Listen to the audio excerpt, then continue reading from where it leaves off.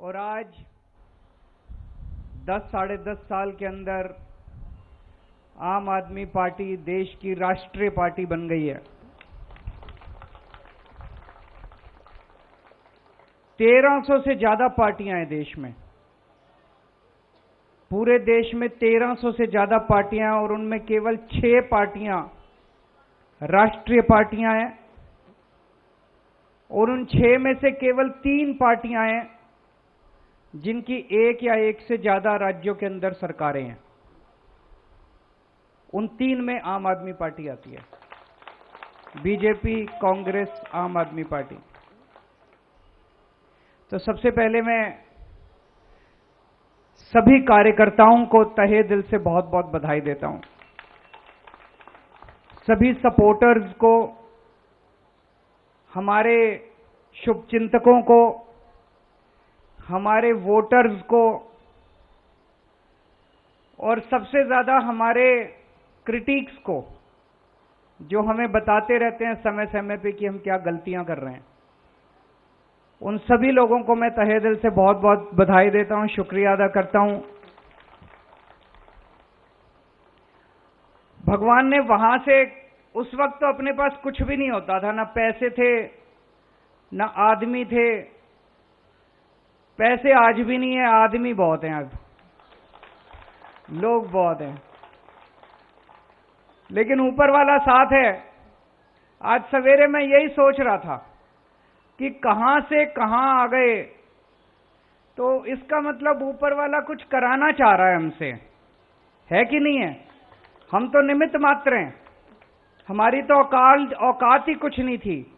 भगवान ने वहां जीरो से यहां पहुंचा दिया। इसका मतलब ऊपर वाले के दिमाग में कुछ तो चल रहा है।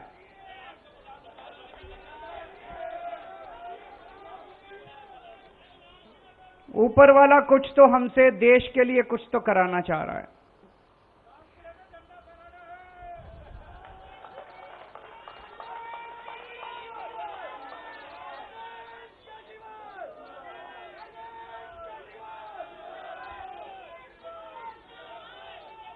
आज इस खुशी के मौके पे मनीष जी की और जैन साहब की बड़ी याद आ रही है। वो भी अगर होते तो हमारी खुशी में और 4 चांद लग जाते। वो संघर्ष कर रहे हैं देश के लिए, हम सब के लिए। इस वक्त देश की सारी राष्ट्र विरोधी ताकतें, जो इस देश का भला नहीं चाहती, जो इस देश की तरक्की नहीं चाहती, वो सारी ताकतें मिलके आम आदमी पार्टी का विरोध कर रही हैं। मनीष सिसोदिया क्या क्या कसूर है? कल मैं एक उद्घाटन करने गया था ईस्ट विनोद नगर में, एक स्कूल में।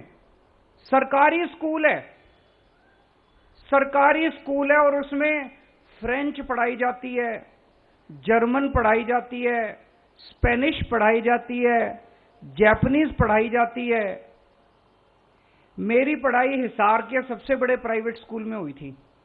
हमारे स्कूल में भी ये सारी चीजें नहीं पढ़ाई जाती थी, बड़े बड़े प्राइवेट स्कूलों में नहीं पढ़ाई जाती। आज दिल्ली के सरकारी स्कूलों के अंदर वो शिक्षा दी जाती है। तो मनीष सिसोदिया का कसूर था कि उसने गरीबों के बच्चों को सपने देखने सिखाए, कि सपने देखो, बड़े बड़े सपने देखो, उनको पूरा करने का जज्बा रखो। यह कसूर था मनीष सिसोदिया का। 75 साल से गरीब का बेटा गरीब रह जाता था क्योंकि अच्छी शिक्षा नहीं मिलती थी। उनको उसने सपने दिए, उनके सपनों को उसने पर दिए, और ये सारी राष्ट्र विरोधी ताकतों ने मिलकर मनीष सिसोदिया को जेल के अंदर डाल लिया। जैन साहब का क्या कसूर था? उनका कसूर था कि अगर इस देश के अंदर कोई भी पैदा हो, उसको अच्छा इलाज मिलना चाहिए, चाहे गरीब हो चाहे अमीर हो। गरीब आदमी हो तो इसका मतलब यह नहीं कि वो रुलेगा, वो कॉरिडोर में पड़ा रहेगा, उसको दवाई नहीं मिलेगी, उसको इलाज नहीं होगा। अच्छा इलाज कराएंगे, सबका अच्छा इलाज कराएंगे, सरकार कराएगी इलाज अच्छा। यह कसूर था सत्येंद्र जैन का। उसने एक सपना देखा था देश के लिए। सारी राष्ट्र विरोधी ताकतों ने मिलकर उसको बेचारे को जेल के अंदर डाल दिया। लेकिन बेचारा नहीं है, वो भगत सिंह का चेला है।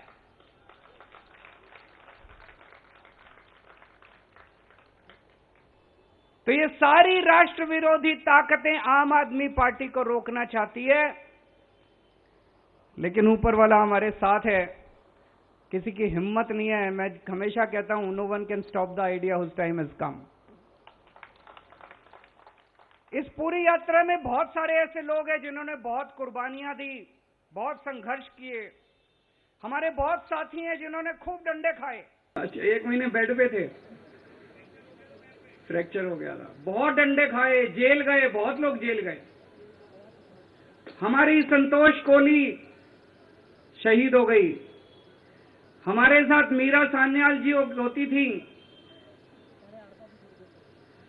बिपिन करके एक लड़का था पंजाब में, चुनाव में प्रचार के दौरान उसका हार्ट अटैक हो गया। और भी ऐसे कई लोग हैं जिनको हमने इस यात्रा के दौरान खोया है।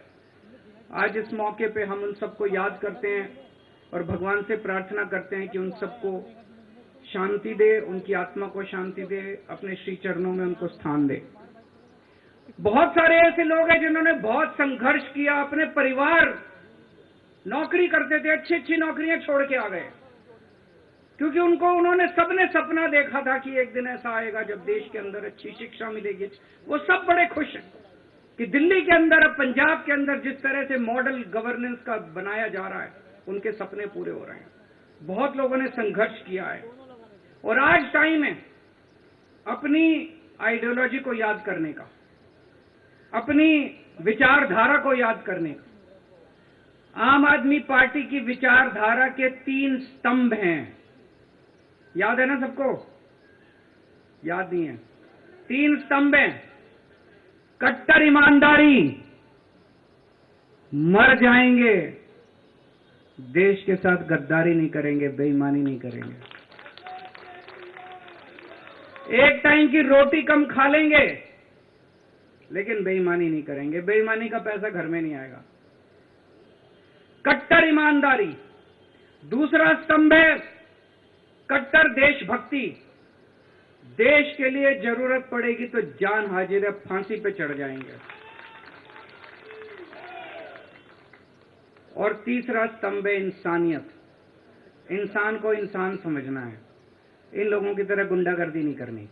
गुंडागर्दी हमारी विचारधारा नहीं है, उनकी हो सकती है। इंसानियत, इंसान के लिए कुछ भी करने की जरूरत पड़े, इंसान से कोई इंसान से मोहब्बत करनी है। हम गाते हैं ना, इंसान का इंसान से हो भाईचारा, यही पैगाम हमारा। तो इंसानियत तीसरी हमारी आइडियोलॉजी है। पहली बार देश के अंदर पहले कहते थे चुनाव लड़ने के लिए इतना पैसा चाहिए, बेईमानी तो करनी पड़ती है। हमने दिखा दिया कि ईमानदारी से चुनाव लड़े भी जा सकते हैं और जीते भी जा सकते हैं। हमने दिखा दिया कि ईमानदारी से सरकार चलाई भी जा सकती है और सफल सरकार चलाई जा सकती है। हमने साबित कर दिया कि सफल सरकार तो ईमानदारी से ही चलाई जा सकती है, बेईमानी से सफल सरकार नहीं चलाई जा सकती। तो जैसा मैं कह रहा था, भगवान हमसे कुछ कराना चाह रहा है। हम सबका सपना है कि भारत दुनिया का नंबर 1 देश बने, मेक इंडिया नंबर 1। और हमारा देश बन सकता है नंबर 1। हमारे देश के अंदर क्षमता है, लोगों में क्षमता है। और शायद भगवान ये चाहता है कि भारत को दुनिया का नंबर 1 देश तो ये आम आदमी पार्टी वाले ही बनाएंगे। ये काम हमारे हाथों से ही कराना चाहता है।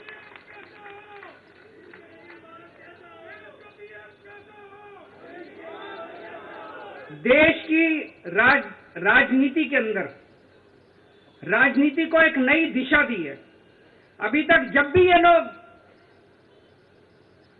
चुनाव में आते थे, केवल और केवल गुंडागर्दी, गाली गलौज, उसने उसको गाली दे दी, उसने इसको गाली दे दी, उसने उसको कुछ कह दिया, उसने इसको कुछ कह दिया। टीवी वाले आते थे, जी उन्होंने आपके बारे में ये बोला, आपको क्या कहना है? अरे बोलने दे, क्या हमको क्या लेना देना, किसी ने क्या कहा हमारे बारे में। बस यही चलती थी राजनीति। इसने ये बोला जी आपके बारे में, आपको क्या कहना है? उसने ये बोला जी आपके बारे में, आपको क्या कहना है? जाति के नाम पे, धर्म के नाम पे पहली बार इन सबको, सबसे बड़े नेता को एक फर्जी क्लास में ले जाके बिठा दिया हम लोगों ने।